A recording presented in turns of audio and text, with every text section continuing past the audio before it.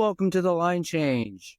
We are live right now, and I just caught the end of the game there. Canucks win. I'll admit that was nail-biting. Not only that third period, but the overtime, shootout, and we're going to break it all down right here on the line change. As I said, live for the very first time. So let's get into some pregame notes real quick. There was no Tyler Myers. He blocked a shot in the game last night and was in some discomfort afterwards. He may be hurt, so he sat this one out. There's no Lekaramäki. We don't know the reasons for him being out of the lineup. Neil Zaman is in the lineup in place of Lekaramäki. Prior to this game, the Flames hadn't played since Saturday, so they were well rested. Quinn Hughes, of course, back in the lineup, which is great to see. The referees in this game, same referees as last night. Boy. And then I also, something completely non-hockey related. I meant to mention this in our video the other day. I have a funny story from yesterday. Funny jacket story. I went out, just for clarification, I'm a smoker. I know it's not good for me. I should do it, but I've been smoking since I was 18 and it helps with my stress, to be honest. But yeah, back to the story. So I went out, got smokes, had a smoke, put my lighter, this guy, into my jacket pocket and started smoking my cigarette. And then I could smell something burning. I looked down and my jacket's on fire. At least the pocket is on fire. Somehow, I don't know how, but the trigger may have gotten caught on something. And so either that or this lighter seems to like to not fully go out after I let go of the trigger. So it was still lit and it was burning my jacket. So I had to quickly, pat it down, and I darn near threw the jacket off as I scared the crap out of myself. So there's a funny little story for you guys, give you guys a little bit of a chuckle. I nearly set myself on fire yesterday. So there's that. But let's get right into this game. First period. This is something everybody's talking about. The big hit from DPD. Clean hit, might I add, adding some fire to this game. And then Connor Zary coming in and hitting DPD in the back of the head with an elbow. I'm going to give you a NSFW right now. Connor Zary is a fucking goon for doing that. That ended up being called interference. I'm sorry, but no, that should have been a effing game misconduct, 5-minute major, and it should be a suspension. There is no whatsoever reason for something like that. It was a clean hit, and Zary's coming in from behind DPD, and he's aiming for his head. You just can't have that. So I'm really pissed that wasn't a major and a game misconduct. It fucking should have been, because that was absolutely dirty and disgusting to see. So, but moving on, and also it'll be interesting. The player safety will look at it. I think they should, regardless of the fact that there was a major penalty on the play, because DPD didn't return to this game. Sure, he didn't look hurt when it initially happened, but he didn't come out for the second or the third period. He's most likely in concussion protocol, just as a precaution. So, and then the Canucks obviously went on the power play. Zary got a interference call. Canucks did not convert on that power play. And then just shortly after the power play, Suter scores his 17th of the season at 13 minutes and 33 seconds, assisted by Marcus Pettersson and Hronek.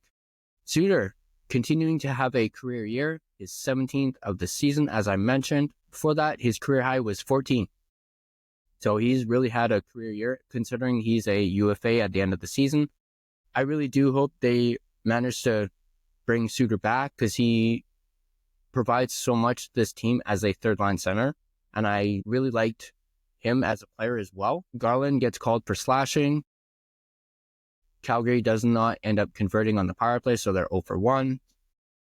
Then Nazem Kadri scores his 23rd of the season at 17 minutes and 53 seconds, assisted by Anderson and Ball.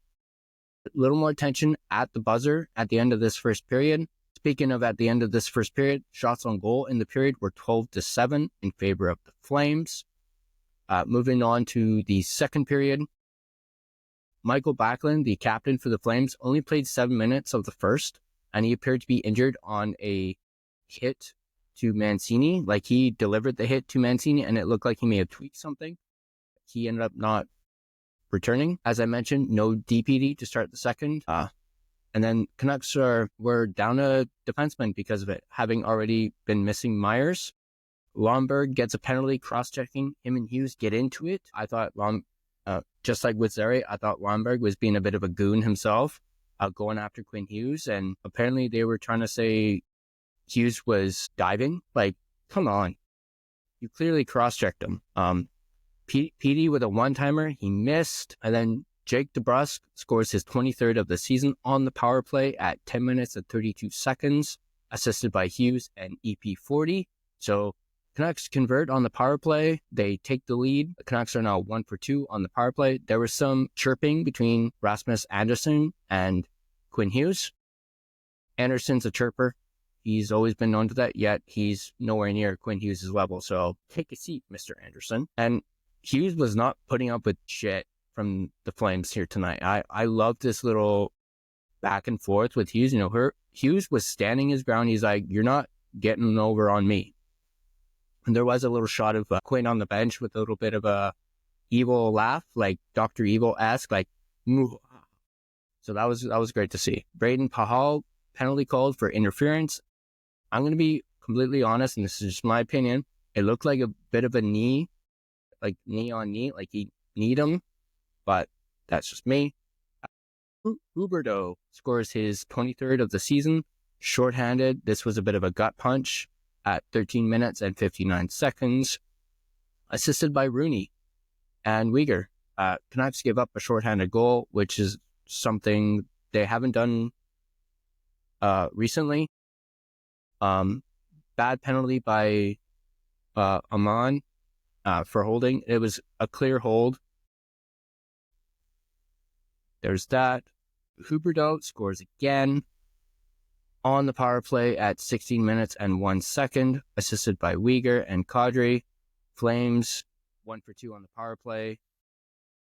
There was a missed cross-check from behind by Lomberg on Besser. I thought the refs could have called. I don't know why they didn't. It was a clear cross-check, and you even saw Besser look back at him. That concludes the second period. Shots in the period. 7-5 in favor of the Flames. After 2 periods, 19-12. And then we go into the third period. And as I mentioned, still no DPD. Still didn't return. Höglander was showing some grit. He too, just like Hughes, was not putting up with shit. And he's had a lot of energy recently. I've really been liking Höglander's game. He was a total pest towards the Flames tonight, and seemed like he was the only one who really stood up for DPD during that little scrum in the first period. He was the first guy who went after Zary. So Höglander, shortly after that, gets a penalty, tripping. I thought it was a little soft. Maybe the Calgary player even dived a little. That's, again, just my personal opinion. Flames ended up not converting on the power play. They end up being 1 for 3 on the power play. There was a great save by Langton on Kadri. Quinn Hughes also with a great defensive play as well. And then you saw Hronek weeding his way through the defense, and I was flabbergasted. I was like, whoa, where's this coming from? And then he manages to pass it off to Sherwood, who was absolutely robbed by Dustin Wolf with a glove save. Zary gets called for a penalty, high sticking. I thought it should have been 4. I thought I saw a little bit of blood on Marcus Pettersson's cheek. I could have sworn there was a little mark here. That should have been 4 minutes. Plus, Zary shouldn't have even still been in the game anyway, but I won't go down that route again. Wolf robs Hughes off the face-off. Garland had a great chance on a tip-in. Canucks were getting a lot of good chances on this power play. This is probably the best their power play has looked in quite some time. Suffice to say, they were not able to convert on the power play. The Flames were blocking a lot of shots as well. So I have to tip my cap to the Flames on that one. And then you saw Quinn Hughes with a very rare turnover. Something you don't see very often from Quinn Hughes. And then PD ended up coming down, and he was in the shooting lane, but he opted to pass instead. That's looking like old PD. That's not something you want to see. I was confused by that, and I kind of went like this. It was like, What are you doing? Canucks were out shooting the Flames in this period, like by a large margin. Like I think at one point, the Flames only had one fucking shot on goal. A lot of pressure from the Canucks in this period in particular. You knew they were trying to get this tied up. And then Elias Pettersson scores his 14th of the season at 13 minutes and 16 seconds, assisted by Höglander and Mancini. Great goal. Attaboy PD. It was a nice juicy rebound for him, and he just pounced on it like a panther and tucked it in. And also, PD has 3 goals in the last 4. So that begs the question, is he back? Like, maybe. Great save from Wolf to keep the game tied. That ends the third period.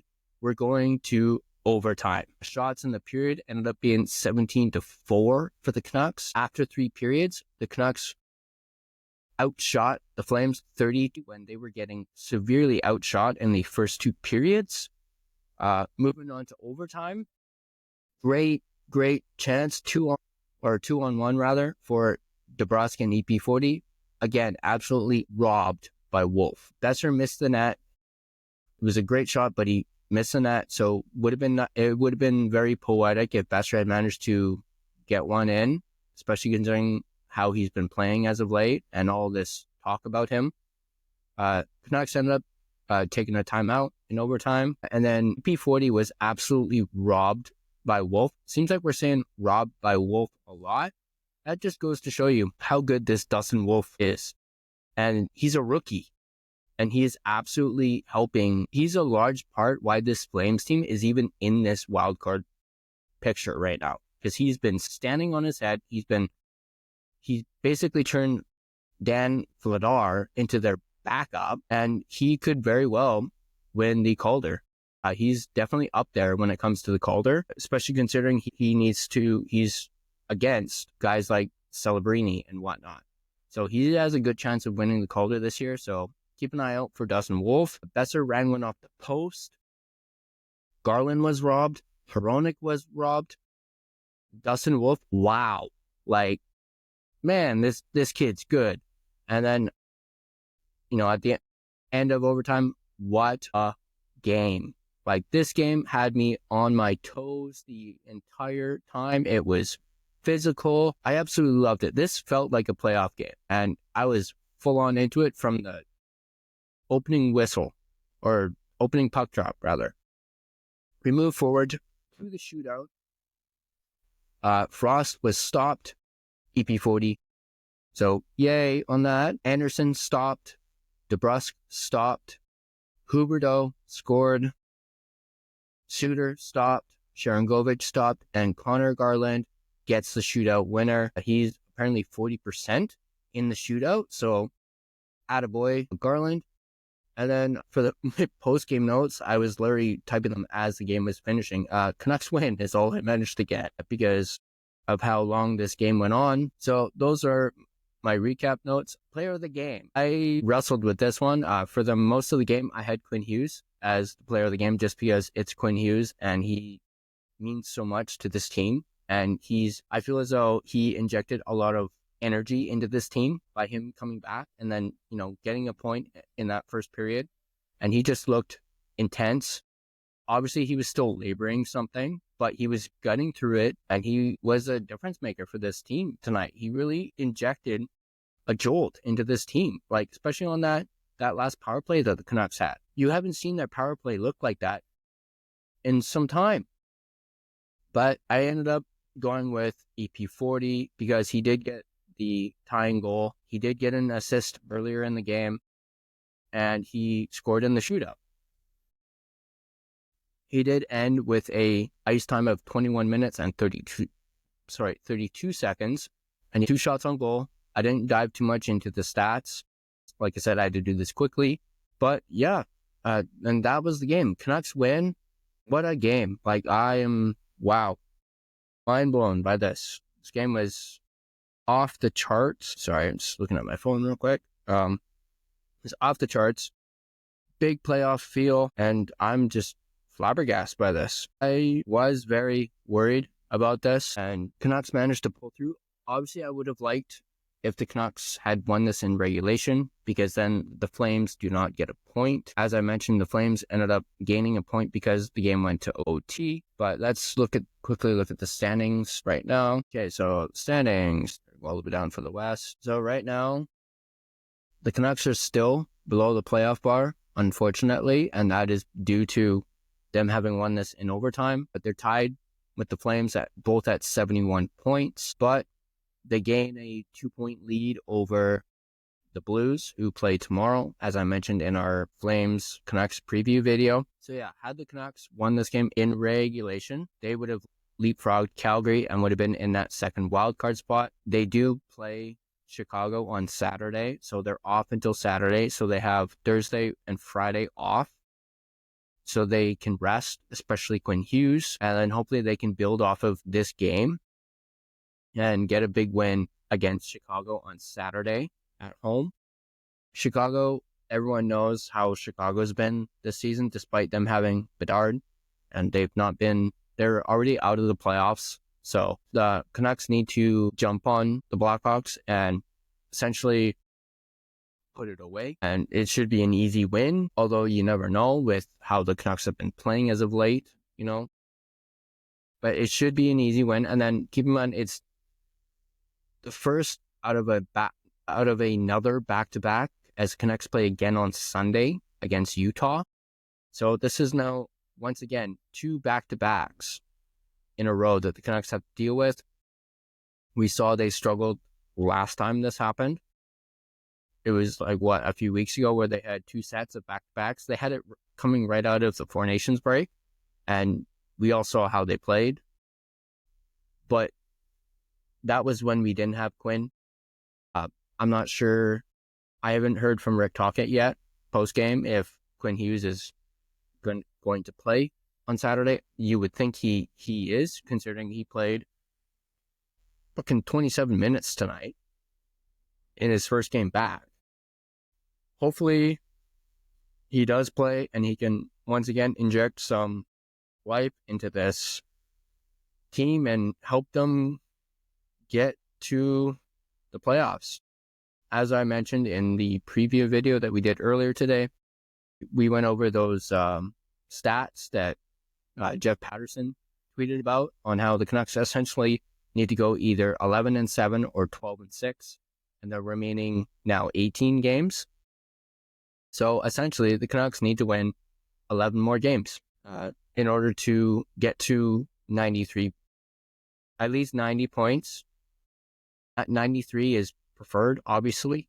But yeah, big win for the Canucks tonight. I really thought this game was, as I mentioned a little bit earlier, pretty feisty. I keep saying it had that playoff feel to it, and I'm not gonna lie, after seeing this game, I kind of want both of these teams to make it into the playoffs. Have maybe Calgary be the number 1 seed, and then Vancouver be the number 2 seed for the wild card. Although Minnesota has quite the lead on that, or quite the stranglehold on that first wildcard spot with 78 points.